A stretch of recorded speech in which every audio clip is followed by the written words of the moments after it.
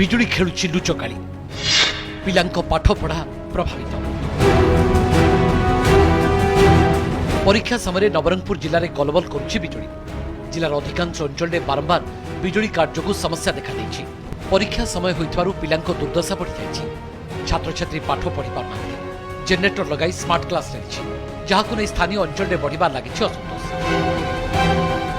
School रे low voltage बहुत दिन घेरी रही, जहाँफल कि लो वोल्टेज समस्या जो आमर panel board smart board ICT lab आ पानी ड्रिंकिंग वाटर से माने माने पिलांकर बहुत असुविधा होछि।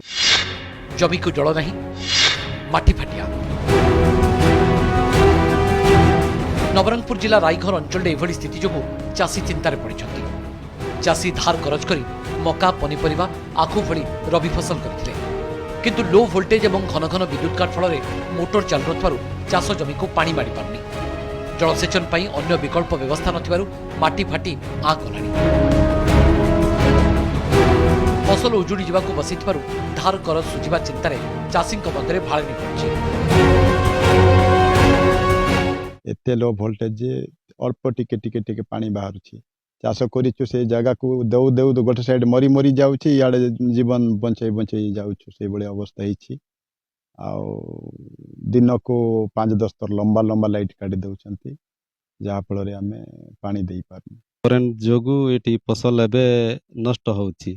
हेले सरकार को केतर जाई करी भी से रैली करलु रायगढ़ भी सरकार कहला आमको मासे भितरे हम से मासे भितरे तो आमर से फसलटा नष्ट हम। चाषी और अभिभावक बारंबार विद्युत कार्यालय को जाई विफल होगा पर विद्युत कार्यालय घेराव करथिले। हेले विभागीय कर्तृपक्षंकर से चिराचरित उत्तर काम चलिछि, शीघ्र समाधान हेबो।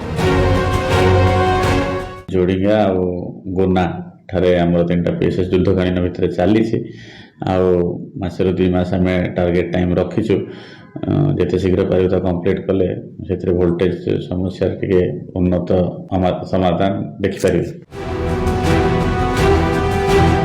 खरादिन आरंभरू बिजुली समस्या देखादेलानी। समस्यार समाधान नहले स्थिति आगक आहरी जटिल होबार आशंका देखा।